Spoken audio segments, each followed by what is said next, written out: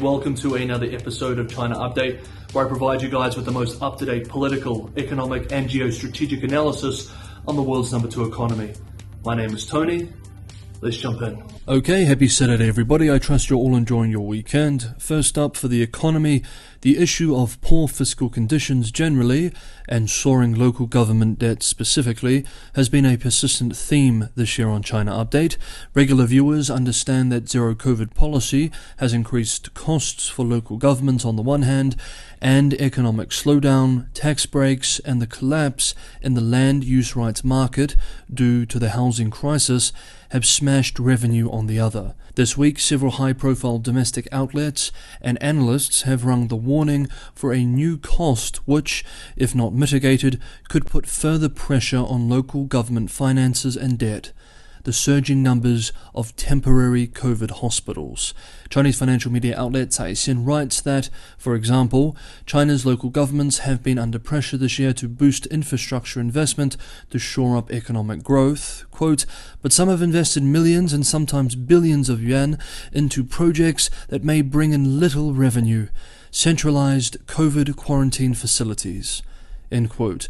We remember earlier this week, news broke that in eastern China's Shandong province, there are plans to invest, or perhaps spend is a more appropriate word, billions on quarantine facilities with money raised from the issuance of special purpose bonds.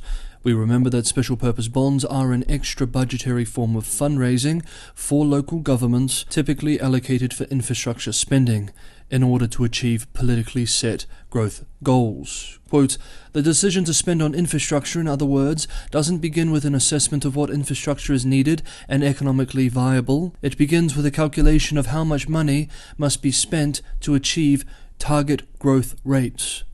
End quote. In principle, special purpose bonds are supposed to fund infrastructure projects whose debt can be repaid from the cash flow they generate. According to the leaked documents for the Shandong province plans, which include designs for more than 100 centralized quarantine facilities across the province, a total investment of 23 billion yuan, approximately $3 billion US, would be required. And this is just in one province. In August, the State Council instructed local governments to issue an additional amount of more than $500 million RMB of special purpose bonds, adding to the already sizable infrastructure stimulus package which we followed at the time. Quote, but the vast amount of funds available for infrastructure investment has also created problems for those localities that don't have enough eligible projects to spend the money on. As a result, some have turned to investing in centralized quarantine facilities. But investing special purpose bonds proceeds in such facilities could increase debt risks for some local governments, as they may not be able to generate enough income to repay the principal or meet the interest obligations. End quote. The outlet, along with work from other analysts, scrutinizes the official plans for these facilities and, surprise, surprise, finds that the case for profitability behind these projects are, quote, very unconvincing, end quote, in the words of one Chinese analyst, and, quote, based on wildly self-serving projections, end quote, in the words of another. Some project plans bluntly admit that the funds to pay back the bonds would simply be covered by local government fiscal resources, completely undermining the rationale behind the use of special purpose bonds. One academic specializing in finance and taxation, speaking to Chinese financial media this week, expressed matter-of-factly, quote, the fabrication of project returns and cash flow in these plans is a common problem in the management of special purpose bonds.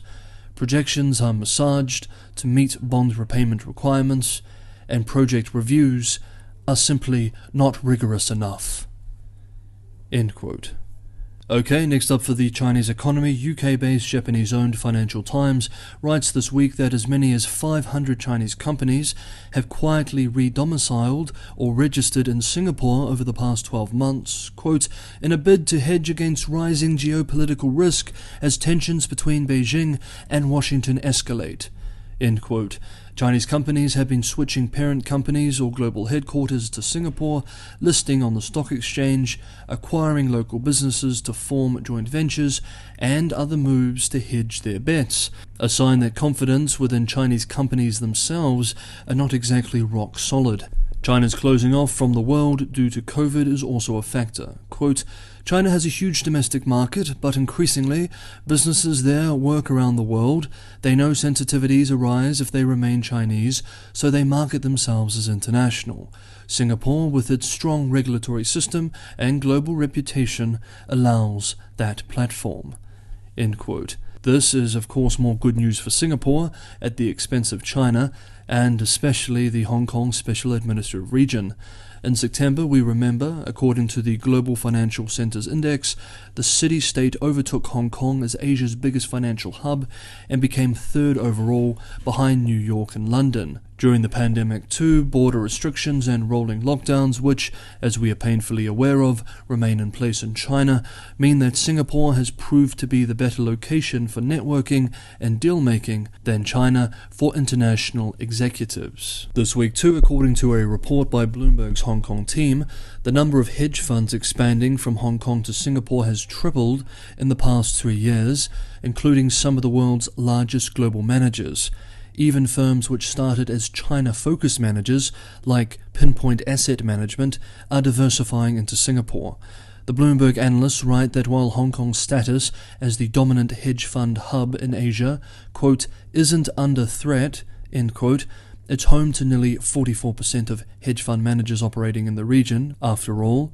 Yet, quote, Singapore is an increasingly important location for firms operating strategies that aren't exclusively China-focused, end quote. Interestingly, the Bloomberg report showed that the biggest single jump in hedge fund arrivals in Singapore from Hong Kong was not during the COVID era, but rather in the second half of 2019, when Hong Kong was rocked by months-long political protests, just before the pandemic. And geez, that feels like a lifetime ago now. Quote, whereas China was once the dominant destination for international investors in Asia, many are starting to allocate more to India and Southeast Asian countries, which have been big beneficiaries of the move to diversify supply chains. End quote.